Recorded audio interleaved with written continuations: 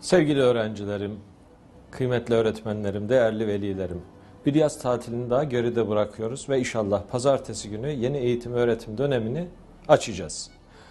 Yaz boyunca kuru birer bina olan okullarımız yeniden capcanlı, renk renkli binalara dönüşecek. Öğrenciler sevdikleri öğretmenlerine, çok sevdikleri okullarına, arkadaşlarına kavuşacak.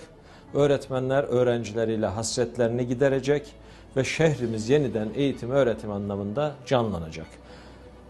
Yaz boyunca tüm eğitim kadromuz, ekibimiz okullarımızı ve her türlü hizmeti öğrencilerimize, öğretmenlerimize en güzel şekliyle hazır etmek için uğraştı.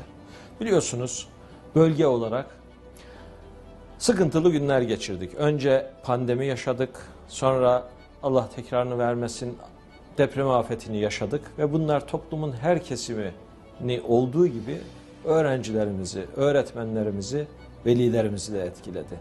Ama artık hepsini inşallah geride bırakıyoruz ve yeniden canlı bir şekilde eğitim, öğretim dönemine başlıyoruz. Kıymetli velilerim, sevgili öğretmenlerim, değerli idarecilerimiz, hepinize başarılı, sağlıklı, huzurlu bir eğitim öğretim yılı diliyorum.